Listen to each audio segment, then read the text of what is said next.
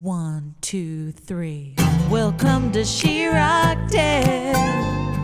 This is the place where ladies are talking about the ways we're blazing our trails and the things that put the wind in our sails. Hey, Rockstar. Welcome to the She Rocked It podcast. I'm your host, Karen Gross, and I am so excited that you're tuning into this episode because you're going to get to hear what happened at our very first live event. In March 2022, during Women's History Month, we partnered with the East Passyunk Avenue Business Improvement District in Philadelphia. I'm a proud Philly girl, and I love the East Passyunk neighborhood. It's in South Philly, to be precise, and there's an incredible density of women-owned businesses in this neighborhood. So we wanted to celebrate that. And we wanted to hear from some of the women who've opened businesses in this neighborhood to find out what makes them tick, why this neighborhood has been so hospitable to women, and what we can learn from them as entrepreneurs. So whether you're looking to start a business, whether you own a business, whether you just want to hear from some incredibly creative, courageous women, this episode is for you. Just so you know, some of the speakers that you're going to hear from include Chef Jennifer Zavala, who's the owner of Wana Tamale Restaurant, and she also was seen on the TV show Top Chef. You'll also hear from Shaina Heidorn, who's the owner of Society Hill Dance Academy. That's actually where we recorded this podcast episode. And Shaina, in addition to owning the Society Hill Dance Academy, is a professional ballroom, Latin, and wedding dance instructor. You'll hear from Cara Stipa, who's the CEO and creative director of the Utopia Collective, and she's an acclaimed wedding and events planner. And lastly, you'll hear from Elissa Kara, who has had her shop, Nice Things Handmade, on East Passyunk Avenue for many years. And that shop features an incredible array of handmade and artistic goods.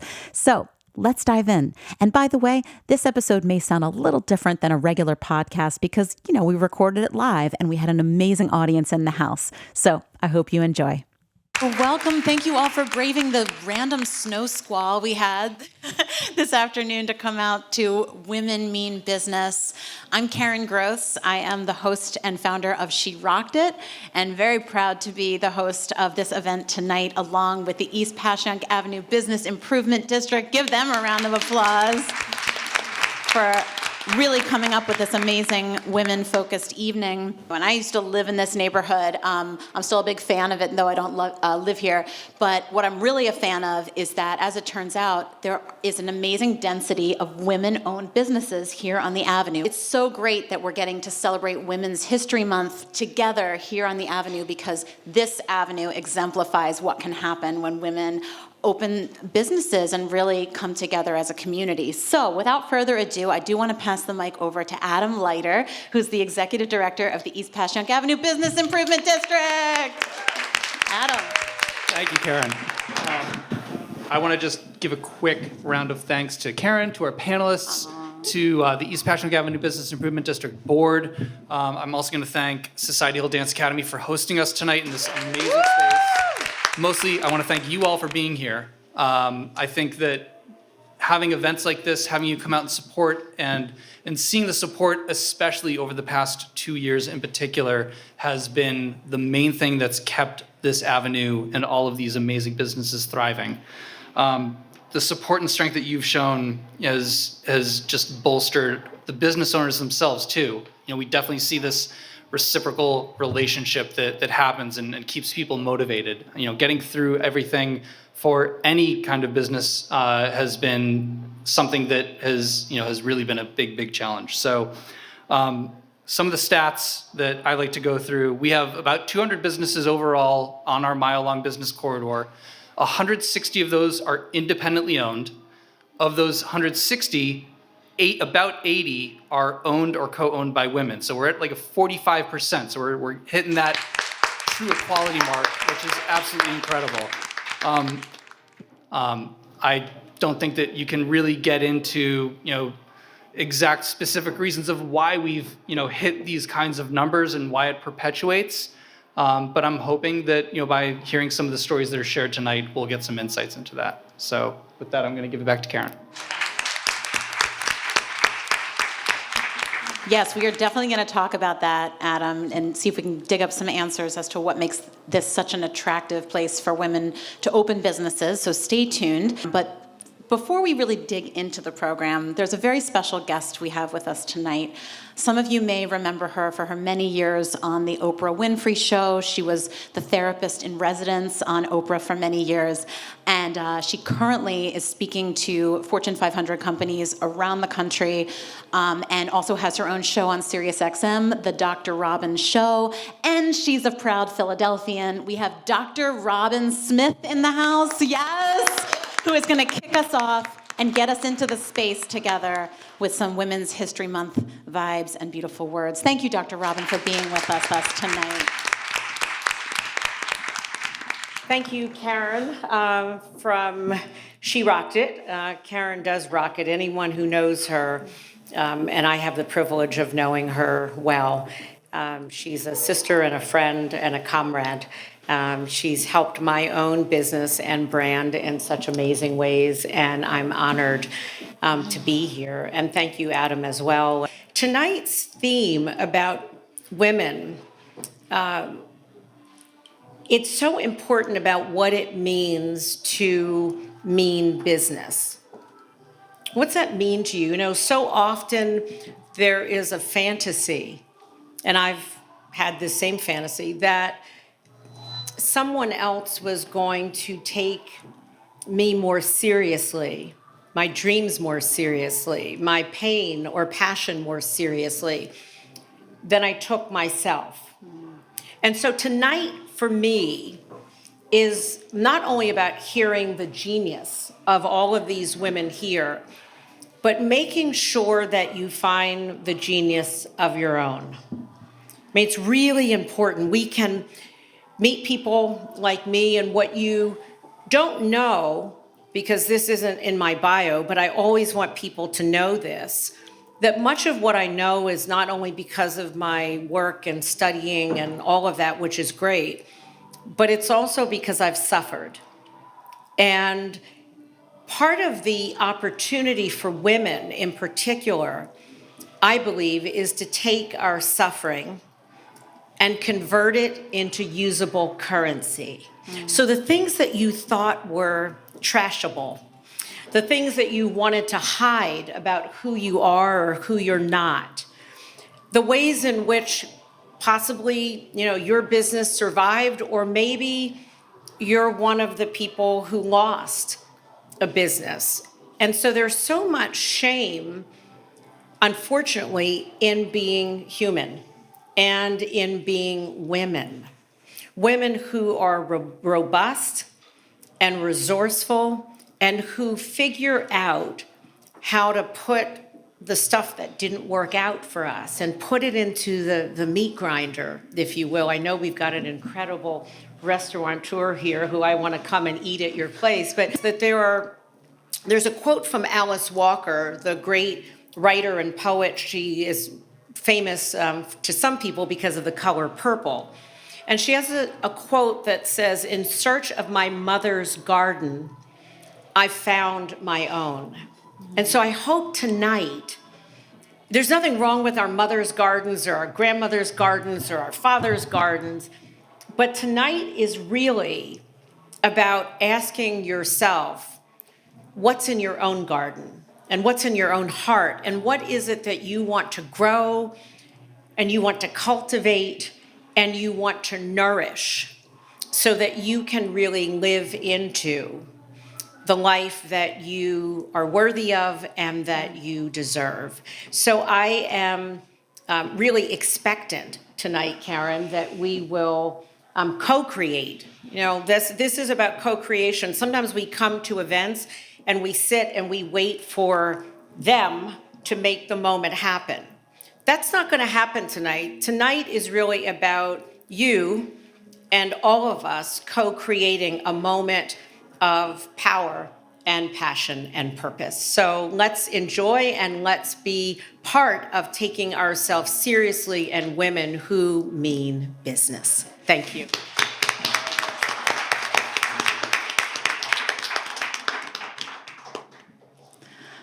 Wow, thank you so much, Dr. Robin. I felt that so deeply on so many levels. And you're totally right. We are going to have a very interactive evening.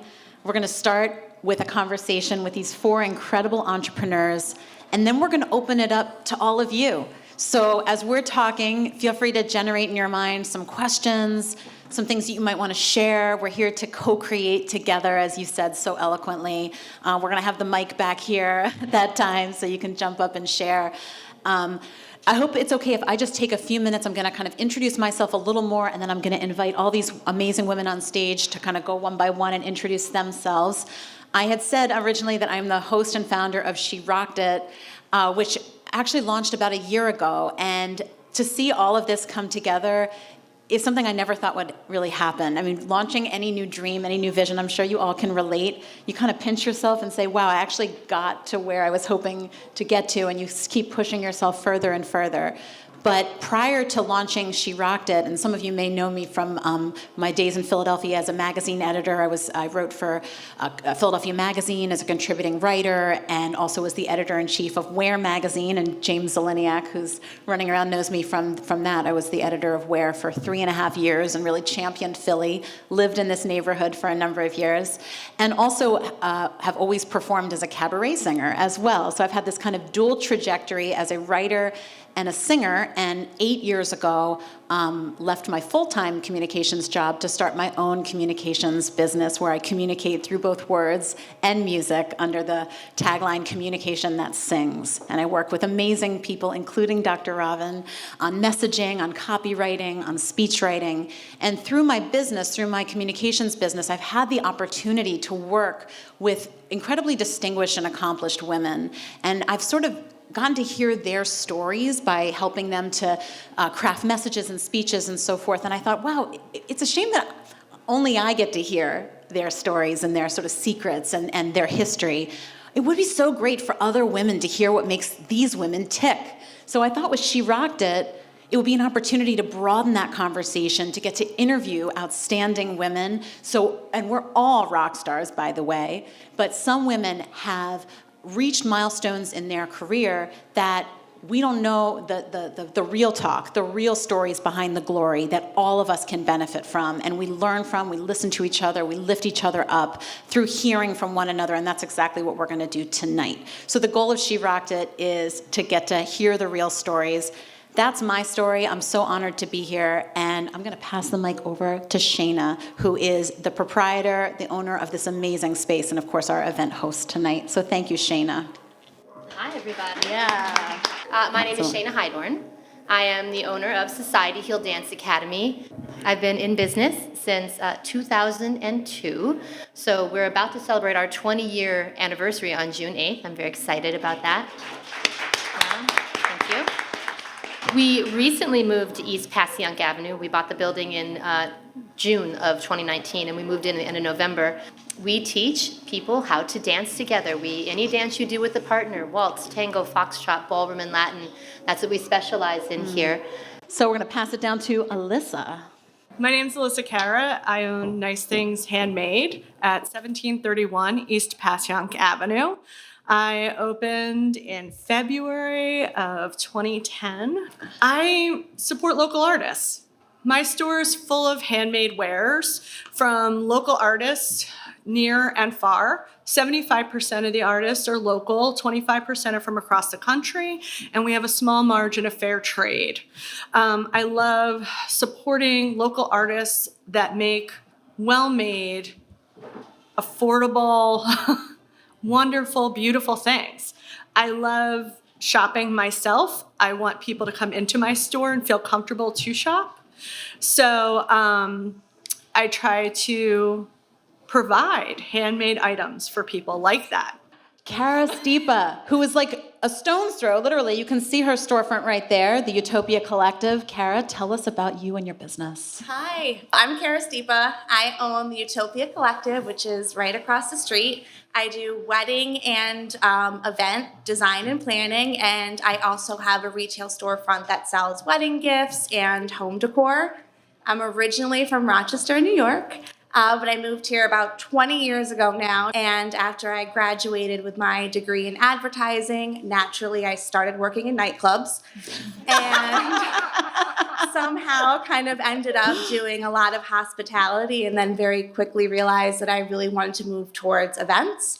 I also had a really strong passion for interior decorating, and so the Utopia Collective was kind of a culmination of all of those things I felt really passionate about. So I got the nerve to quit my job at Chescafee working weddings for them and start my own business, and I signed the lease across the street next door on March 1st of 2020. And of course, 2 weeks later, we were shut down. And so really, and we'll talk about this, as we kind of go through the night, my whole business trajectory of working for myself has been in the COVID landscape and just really doing trying events, to no less. navigate that, doing events, no less. So, but still here. And then Chef Jennifer Zavala, please tell us a little bit about you and your amazing new place that I got to eat at on Friday. So yummy. My name is Jennifer Zavala. I've just recently opened Wana Tamale at 1941 East Passyunk. I'm 5 months in. This has been a wild ride, and I'm extremely grateful to be here. I've worked in the Philadelphia restaurant scene for the last 15 years. I've grown up in Connecticut and migrated down here to work amongst some greats. I have 2 kids. They go to school in this neighborhood. I live about 4 or 5 blocks from my shop, which is a blessing and a curse, as you know. Parking's still awful, no matter what, even when I'm walking here. But yeah, so this is my neighborhood. This is where I'm raising my family, and I'm extremely excited to be here. Thank you so much. Chef Jennifer, I think you've also cooked for some celebrities along your path, right? Is that true what I've read? Yes. Can you just name like a few? Sure. Yeah. Name drop some people. Do some name drop. I was Ozzy Osbourne's chef for a little while. I worked on Ozfest. My time in Connecticut, I worked at music venues, which is how I kind of started cooking for bands. And, I've got to cook for Snoop Dogg and Britney Spears, a couple other like heavy metal bands I'm a big fan of. And so, yeah, I also did a very short stint on Dawson's Creek. I was the lead catering chef for that. Philly, as a lot of you know, is a pretty rough city, and it didn't matter my credentials. I still had to start from the bottom and work my way up. So I'm excited to say that I'm still standing and still here. So, Yes. so thanks for having me. Fantastic. Thank you all so much for giving us kind of an overview, and we're going to dive a little deeper now. Elissa, what originally inspired you to open up here on the Avenue? I needed a job and I'd been fired. We said there was going to be real talk. Yes. I was on unemployment. But I was. And I had lost my mom, which was really hard. And she's also an artist, as I think my you mom was mentioned. very crafty. My mom was a waitress on South Street most of my life. And she was a very crafty woman.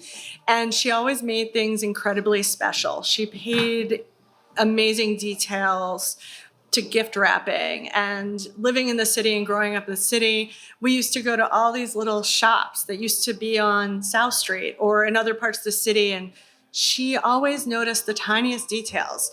And unfortunately for her, she created an artist, which upset her stomach frequently. But it was, my mom, I lived in an extended family that fed that. They were all very creative people, but they were also, my grandmother worked on a store on 4th Street. She did the books for a fabric store for 40 years. My grandfather was in men's clothing. He was a haberdasher on South Street. My whole family was around South Street. So it was a very creative environment. And I thought, well, can I do this? Can I open this business? It was approachable as a person that had no job and no Amazing. money. But you were like, maybe I can make it happen here. And 12 years later. yeah, 12 Yes. years. Yeah. I mean, that's incredible. And Chef Jennifer, also, you have worked many places. You have traveled and set up shop. I know you live here, but what other reasons inspired you to like really put roots down and open your first storefront here? Parking. I definitely didn't want to, like, parking in the city is ridiculous. I know that sounds really crazy, but it's really like dominated my life. When you go places, it's not so convenient. And as a mom, I think that was like what was most important to me, like not spending a lot of my time driving across town.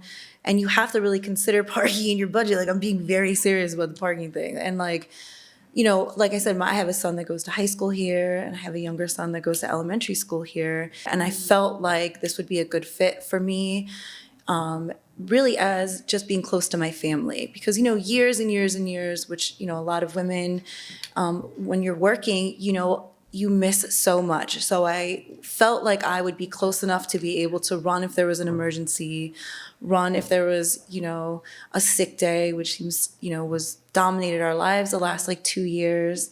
And, a lot of people know me for a lot of reasons. And I felt like, what area of Philly can I annoy the most? And it was definitely South Philly. I felt, especially where I live, I was like, where don't they want me? And that's where I'm going to go. So South Philly. We're glad. Sometimes it's not always the reasons we may think inspire someone to land where they do. And it's great to hear like the real reasons. And before I ask the next question, I do want to acknowledge one other woman in the house, Pam Zenzola. Can we give Pam Zenzola a round of applause? Because I'm looking over at Pam. I think Pam is the unofficial mayor of East Passyunk, and Pam is so active at the East Passyunk Avenue Business Improvement District, and really is the reason that I'm here tonight. I know Pam because I lived in the neighborhood, and she knows me as a singer, and it really was actually Pam, I believe, who originally noticed that all these women were here. Wait a minute, there's all these women business owners. So give it up for Pam for first kind of getting the radar that something's going on. And now we see that, the proof of women kind of being drawn for many reasons to the avenue. Hey, Rockstar, if you're inspired by this conversation and you're ready to rock your most creative, courageous life, we have a program for you. Head over to our website, sherockedit.com, to learn about our Rocket Launcher group mentorship program, which is designed to help you transform your creativity into a career that rocks. Head over there and apply today. And just kind of continue what you were saying, Chef, I feel like you all were starting to touch on some of the obstacles a little bit that you may have encountered along the way. I mean, obviously COVID being one of them over the past couple of years, but could you talk a little more about any obstacles that you may have faced in your journey of opening your businesses or your journey of entrepreneurship, and how, maybe just one obstacle in particular, because we all, as entrepreneurs, we may have more than one, let's say, and how you overcame that obstacle. And I'm curious, like Cara, because Cara actually opened her doors March 2020, or signed the lease March 2020. We need a bottle of gin. Yes. Just if you could say one, but I imagine there are more. Yeah, I mean, it was definitely challenging, but I do have to say it was kind of a double-edged sword because I opened my business in COVID. I really had no point of reference as what it would be like without. It's the only real landscape that I know as being a business owner. So in some ways it was kind of helpful because I wasn't bogged down by like, well, when we used to be able to do this or when it was like this. I don't really have that. This is just what it's always been for me. So there's been definitely things that I've had to pivot on. There was a time when we couldn't have weddings and events. So I never really thought of myself as having an online store. That was not something that I put in the original business plan. But here I was in 2020 selling gold vases online, just like trying to stay open. And somehow it really worked.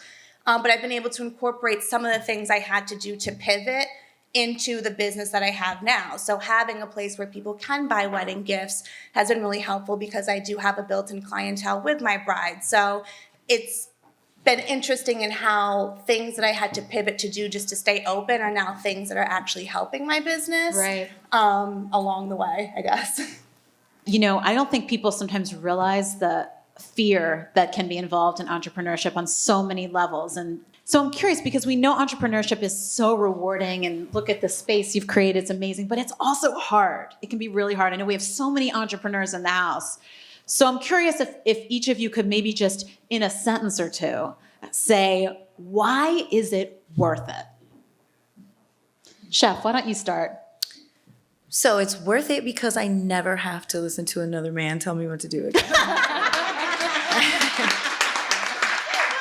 I think, and I'm pretty serious about that. I have worked, throughout my career for always for someone else for the most part. And I just really kind of got sick of, working for a man who would tell me what to do with my talents. And for me, no matter what obstacle I've experienced, and there have been many, and they feel like they're not ending, I still go with that I am free. Like, I'm free. And once you get so good at your craft where it doesn't become, it just becomes muscle memory, and you have the ability to not be, controlled every day with a routine, you start to get creative and you start to become free in your space. Oh, I want to do this and I want to do that.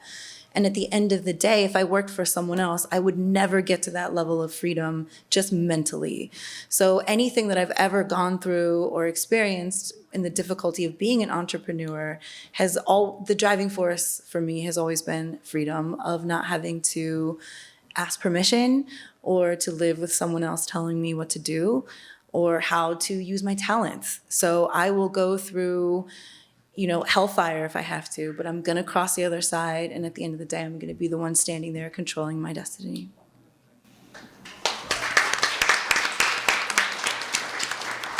Cara, how about you? Why is it worth it? Well, all of that, definitely. But also just being able to do what I love every day means a lot to me, and not to have that necessarily mean one thing. Like, I love weddings. I also love interior decorating. I love design. I love dogs. I love colors. I love napkin rings. And being able to put all of those things together into like a dream job where you can incorporate all those aspects of yourself and not have to say like, I'm Karen, I'm a wedding planner. I'm Karen, I'm just interior decorator. Like, I am a business owner, and I get to take all of my talents and all the things that I've learned along the way from every job that I've had and infuse them into something that makes me really happy and get to be creative in that way. Beautiful.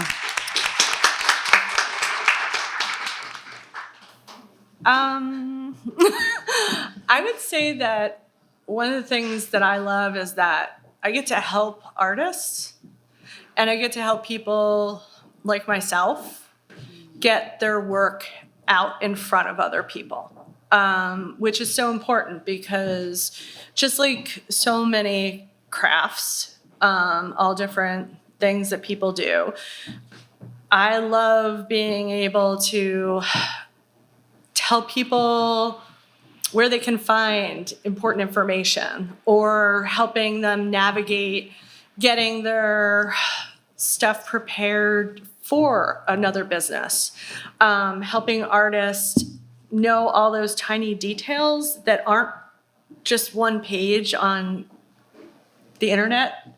It's not easy to find details like putting your prints in certain kinds of sleeves and why cards need to be in sleeves, or all these details, the language, everything. Yeah. And you need somebody to guide you and help you because people are overwhelmed and there's a lot of details. So I love being a micro business and helping other little micro businesses achieve stardom.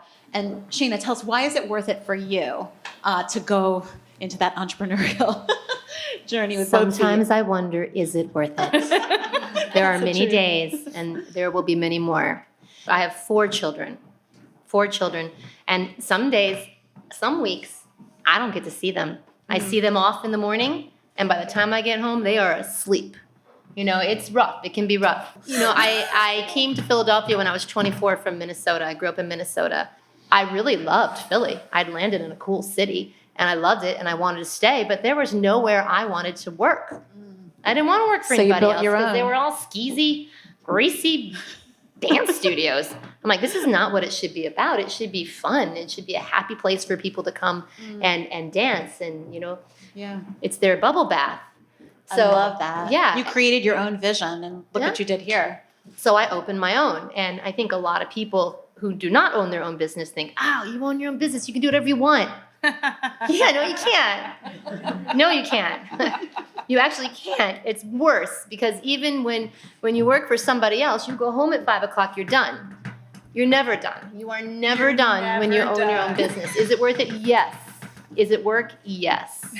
It never ends. That is the truth. Yeah. And I want to thank all these 4 panelists. Can we just give them a round of applause? Because this is the real stuff that you're hearing tonight. It's awesome. There's so many other things I want to ask. I think what we'll do is we're going to do a little community Q&A, and then I'm going to loop back with a question or two for the panel. So don't go away. Don't go away. Okay. Officially, we are opening the floor. There's the mic if you'd like, or you could just stand up if you feel more comfortable. Feel free to ask any of us a question you might have. Try to keep it brief if you can.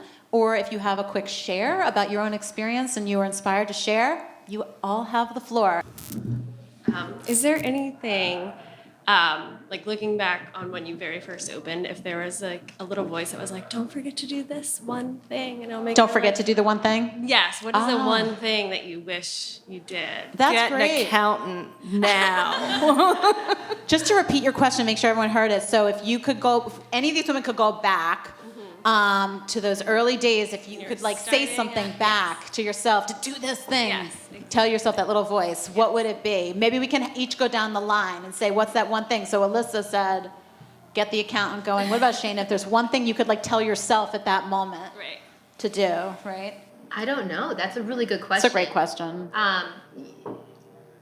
Start with somebody else. Okay. I don't know. What about you two? Anything? I think one thing, I'd say it's always going to cost more than you think it is. So when you're thinking about a budget or what you have allocated to what, and even just opening, like you think you open your doors and everyone's going to be so excited and they're going to come in, they're going to be down the street. It's always going to take longer than you think, and it's always going to cost more than you think. So that would be my advice. Chef?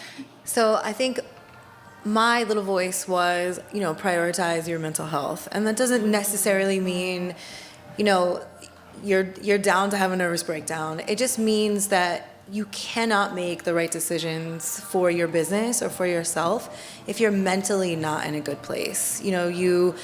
Desperate times call for desperate measures, and you're going to be making decisions that can have an effect on your business, negatively, if you're just not in a place where you mentally feel confident in those decisions. So prioritizing your mental health over anything. The business comes and goes. Your mental health can go forever if you just don't prioritize it now. It's great wisdom. I would actually sort of piggyback on that to some degree, which is know that there's going to be fear. Like, I don't think that I have that. Okay. So just know it. And even like 8 years in for me, there's always new things that come at you, and it's always like, oh my gosh, how am I going to do it this time? And just kind of acknowledge it and move forward anyway, if you can. Just know it's going to be there. I don't necessarily, as a singer, people are like, you get nervous? I'm like, yeah, I still get nervous. Like every time it's a new stage, every time it's a new audience, every time I write a speech, it's a blank page. And I'm like, how am I going to do it this time? And you know what? How you become an entrepreneur is, I think, just by pushing through that, and just you kind of keep going. So just, if y'all feel scared, it's not unusual. So just keep going. Okay, keep going. Can I piggyback on what you said? Absolutely. And it goes back to the mental health part. What's that? Yeah, right. Knowing that, be flexible, kind of like what I said before.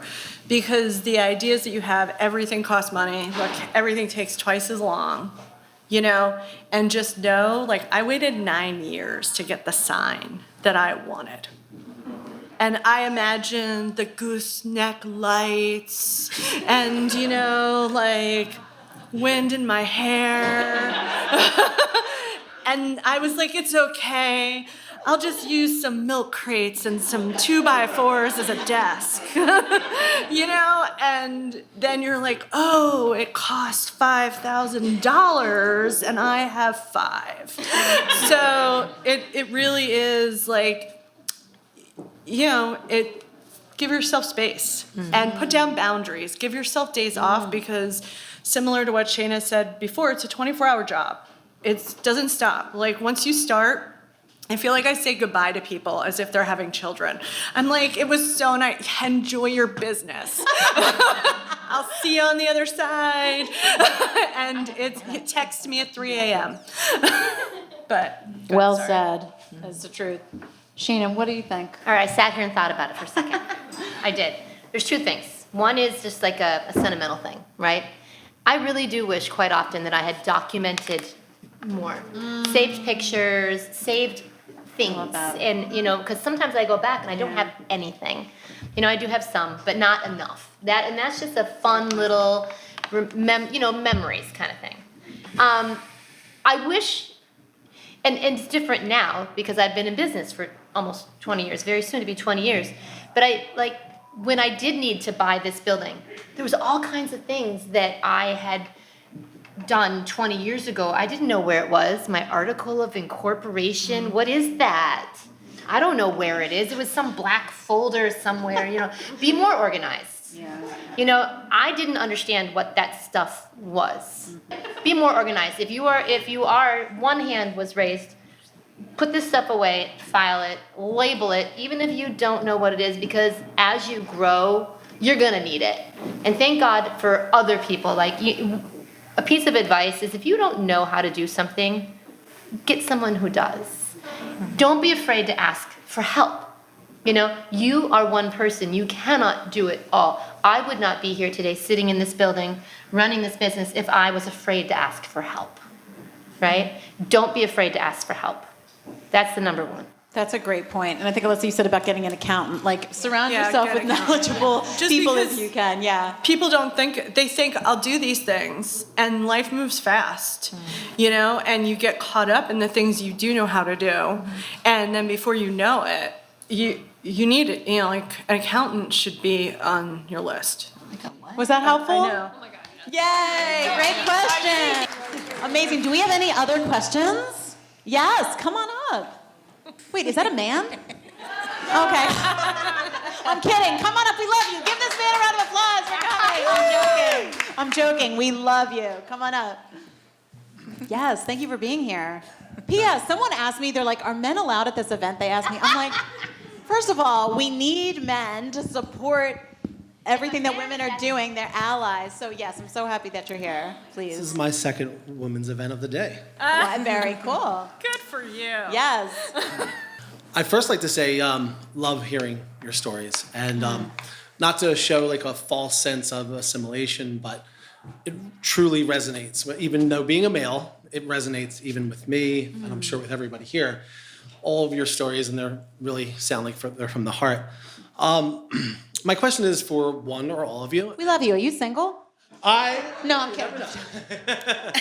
Okay. But for one I'm or sorry, all that of was you, a cabaret moment. I couldn't help myself. Sorry. I think I've seen your act, and Oh. it's very, very good. You're right. So what drives you at this? You've all experienced levels of success, and in all of our careers, and myself being an entrepreneur and business owner, at this time, what drives you? What makes you see that hurdle and want to jump over it? That's it. Great question. Thank you. Chef, why don't you start? I think that's what drives you. Power. Hey. Power. No, really, a little bit. Sorry, not sorry. No. Right, a Oh little my bit. God. I think just, I know there, especially in my business, I know, when I started cooking, which was 100 years ago, there wasn't a lot of women. There wasn't a lot of women of color. Mom was a bad word in a kitchen. And so for me, it's really been about visibility. There wasn't someone like me that I could look at and say, if they're able to do it, I can do it. When you're in, a male-dominated business, it's always like, well, I'm not gonna get beat by a girl. And I think that can be very defeating sometimes and almost like deafening to deal with. And I feel like me being out here and showing people that you do not have to have the conventional path is really the driving force for me, because I know someone's gonna see the choices that I've made and the decisions and the path that I've taken and feel inspired to keep going on their own. You know, I don't have a ton of resources. I never asked anyone for anything. I didn't work, at this place. I wasn't the cool club on this place. And At Chef, least you're self-taught also, which I think is really I'm impressive. self-taught. That's so awesome. Yes, I'm a high school dropout, and like there wasn't Instagram, when I was coming up. And I think a lot of times what happens, I don't know about like retail business or, things like that, but in my particular industry, it is like, when they say people don't want to work, it's such a loaded, layered thing. People don't want to work as hard as you really have to work when push comes to shove. They want instant gratification, success by association. When people come to work for me, they think, oh yeah, I'm gonna get to work with Jen and things are gonna be great, we're gonna get to do all these things. Well, I'm cleaning fryers, I'm washing dishes, and I think that a lot of times people don't realize that's really what it's about. And so to be visible and to be loud is really a driving force to me, because I know that down Passyunk Avenue one day, there's gonna be more face tattooed women on this street, and I'm gonna have something to do with that, and that makes me very proud, so.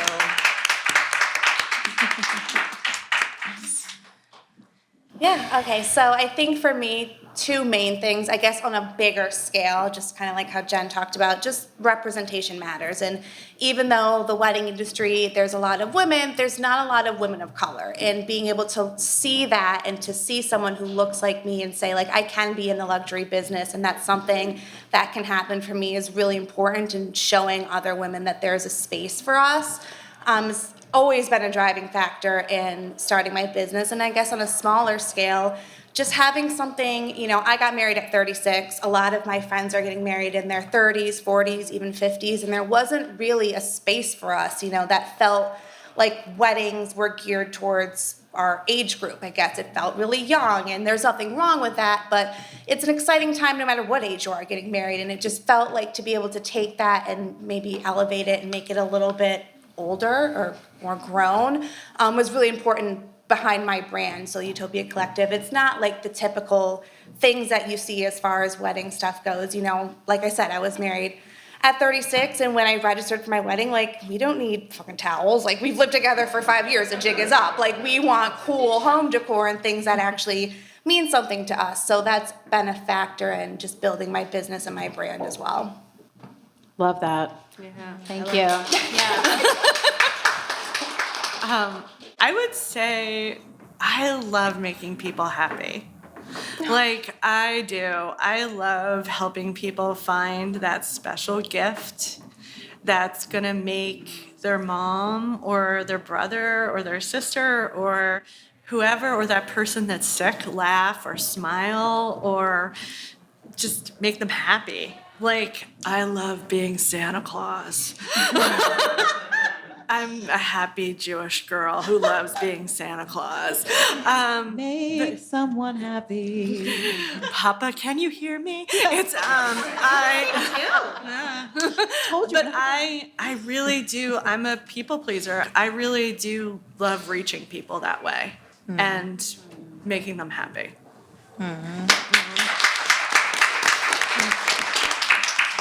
Well, I think every day it's a different answer. Sure. Every day that's a different answer.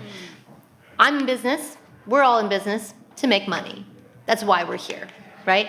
So that is definitely a driving force, and you can't be afraid to say that, and you can't be afraid to remember that every single day, or you will not stay in business, right? That's important. Now, I'm very lucky that what I do every day, I love. I love making people happy. I love teaching people to dance. I love that aha moment when they understand what it's all about. But if you are an entrepreneur, you have to remember, and I'm going to say this, you're in it to make money. That is your driving force. And if it's not, you're not going to stay in business. Yes, we could have a whole conversation about the financial, the money stuff. I'm glad you brought that up. This has been amazing. I would just add from my own, this is such a great question. Thank you for this question. for so long, when I would tell people that I was a singer and or a writer, they would say to me, "What do you really do? Like, what's your day job? Like, what do you like? Really?" Like, and what I love is that I actually am a singer and a writer, and I'm a full-time creative entrepreneur. I left full-time employment 8 years ago, and I'm still standing. And part of what drives me is like the F you to anyone who ever asked me, like, can you make a living as a creative person? And I am constantly embracing what that can look like. And I love the creativity of being an entrepreneur. That, like, I really was into cabaret and performing in Philadelphia in my 20s and early 30s, and I just lived for it. And now I'm really passionate about helping raise the volume on women's voices. And as an entrepreneur, I can say yes to that being my muse right now. And also say, like, not just, I shouldn't say it's like F you, it's more like join me to all the other people who heard that. It makes me emotional. To heard that, like, you can't be an artist successfully, like, and make a life. And I'm figuring it out. Now I have the great blessing, thank goodness, of being able to pick my clients and work with outstanding people who I love, who I'm friends with. I mean, that is such a gift. And it's kind of like, I can show the people that it's possible, and I hope other women can feel, who are creative, that they can do it also. So that's definitely what drives me.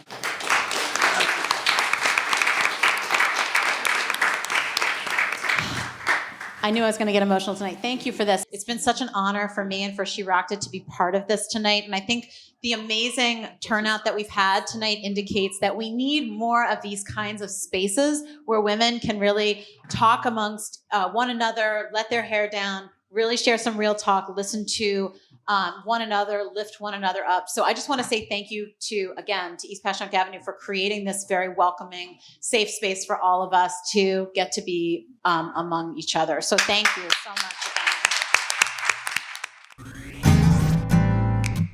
Thanks so much for tuning into the She Rocked It podcast. I'm your host, Karen Gross. This episode has been produced by Tori Marchioni with audio engineering by Tung Chen. The She Rocked It theme song is by Karen Gross and Tim Motzer. Visit our Instagram page at She Rocked It to join the conversation, and visit our website, sherockedit.com, to learn about how you can join our community, support our work, and attend our live events. Also, you can apply on our website for our Rocket Launcher group mentorship program. See you there.